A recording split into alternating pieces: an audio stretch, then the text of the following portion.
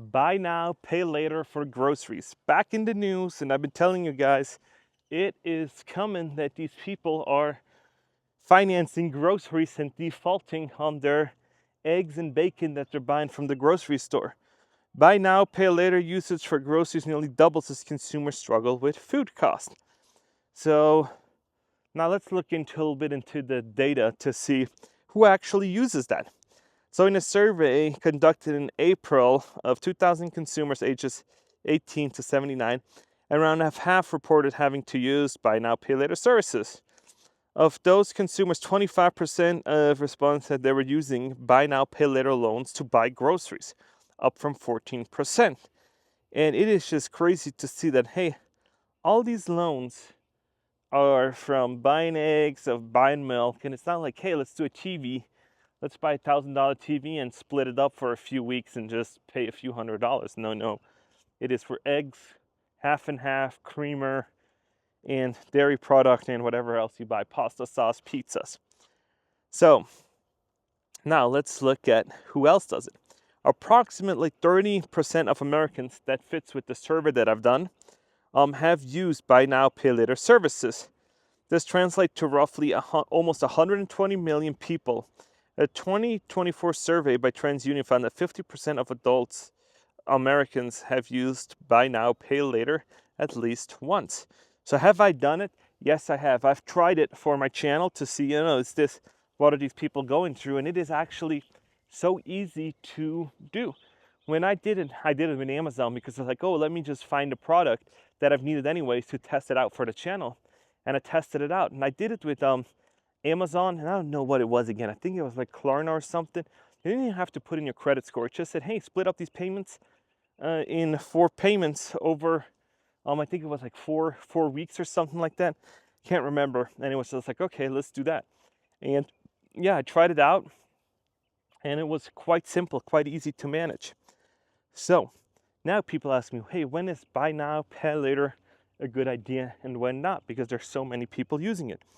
And so I asked AI because I just didn't want to just have my own opinion in there. And so I asked AI, like, hey, when is buy now, pay later okay?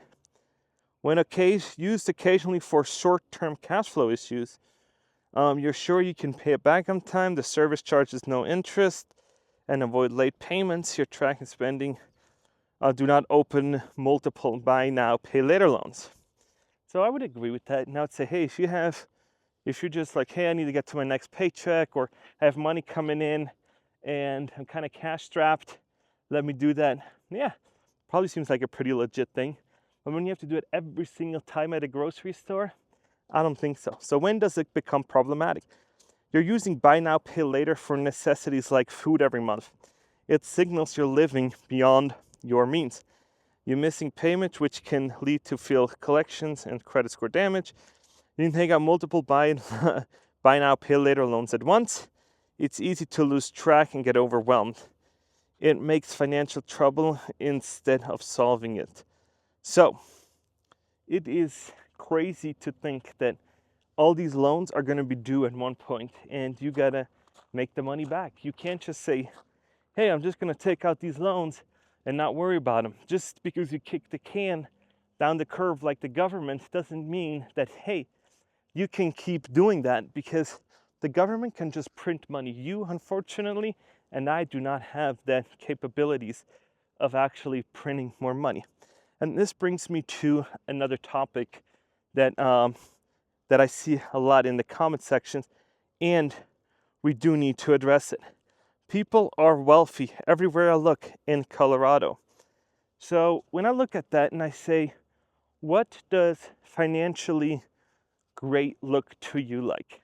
And if I ask 100 people, 100 people probably have 100 different responses. Hey, just real quick, please hit the like and subscribe button. And if you're going to comment, make sure you comment early on in the video when the video releases, because that's where I'm going to be on the computer and I can respond to you. So let's keep on with the video.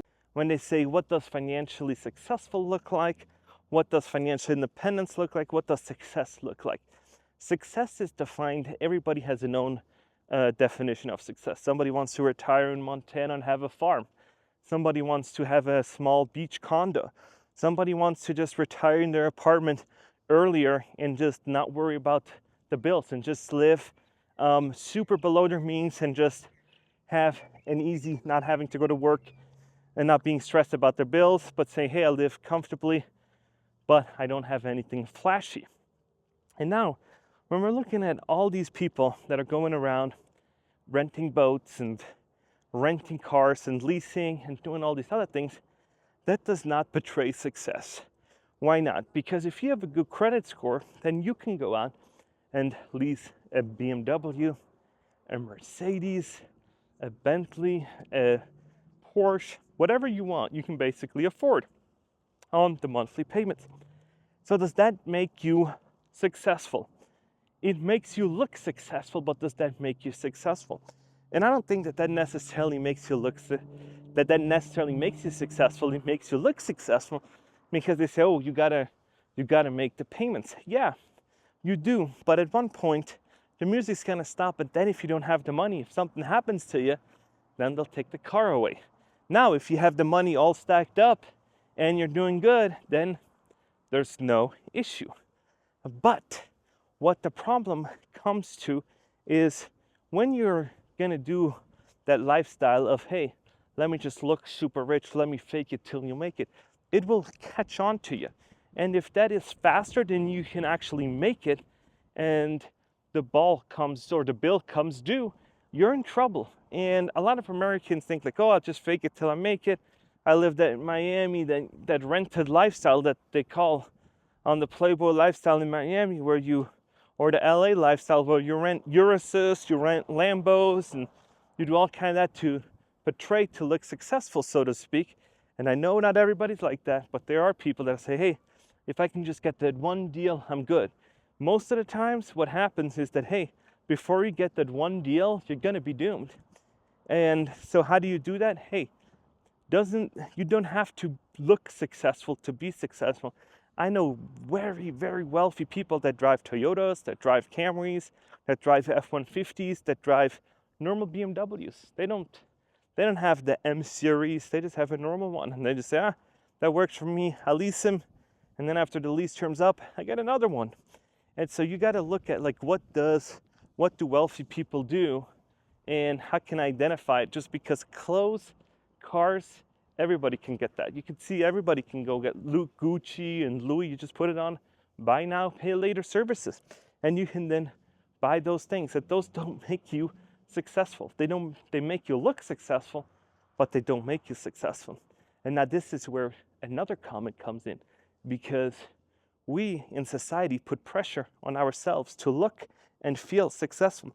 So this person said that, hey, for men especially, it's very hard to admit they're not doing great. There's a lot of male ego on the line. Male stock traders, for example, in my experience, will hardly ever admit they have losses, but they're always bragging about their big wins. Yeah, that's exactly right. As young adults, you always been taught, oh, you're a guy, don't show pain, don't show this, don't do that. And then you don't want to downgrade your lifestyle. This is just not what you want to do, because then other people around you are going to say, what happened to the Beamer? Why are you driving a Prius? Why are you driving that other car? Because you just couldn't make the payments. You had stuff come up. You can't find a job. Your job that you were in for 10 years said we're doing layoffs, and now you couldn't keep up with the skills. And now all of a sudden you had to make cuts. So these are all things that are like, oh my gosh, I just can't do it. I just can't do it anymore. And that's how you're always in a rat race. And I mentioned that yesterday with Justin Bieber, where Justin Bieber had to sell his catalog. This is what they're saying, because he had some kind of disease or something, or a medical condition, and he had to stop his tour. And now all of a sudden they're after him for money, and there's lawsuits and all this kind of other stuff. I don't know all the details, but this is kind of where it goes to, that, hey, when you buy these assets, what they call them online, right? What these gurus tell you online, hey, you got to buy these flashy homes, you got to do all this to make it look rich. They will own you eventually, because it is very expensive to keep up houses, to keep up cars, to keep up the appearance. and all of a sudden you're like, man, I can't do it. And so then your assets turn into liabilities. And when is that? Well, you're going to have to define that for yourself. And one of the problems is, I tell you that all the time, when you are in a position where you have to sell, you never get top dollars. So when you're in the ruts, you lost your job, and you got to sell your rental property because you lost your job, I'll tell you right now that when you're going to have to sell that rental property, you're not going to get top dollars because you have to sell it.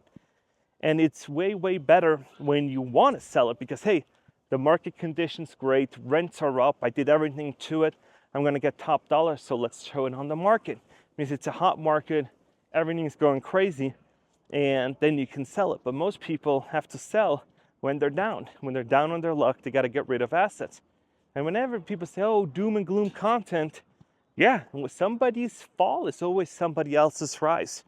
And when you make a mistake, a financial mistake, you miscalculate, somebody else will pick that up and will run with it and say, hey, that guy just sold me a property for $10,000, $30,000, $40,000 less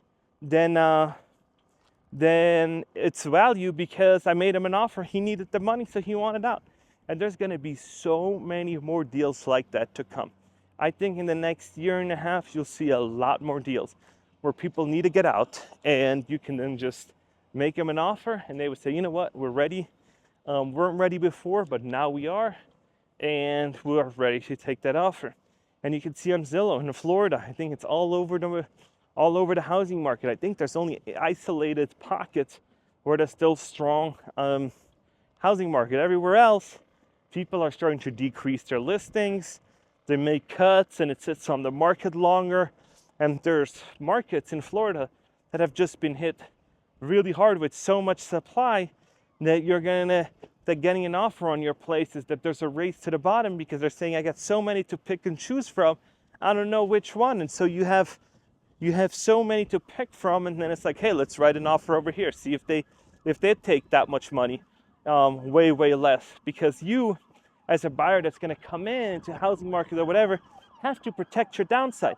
So when the market is in decline and people are saying, oh, I'm selling, I want this market, right? I want this price, but you see the market downturn, you need to say, hey, your $1 million house in a year and a half looking like it's going to be forecasted to be worth about $750.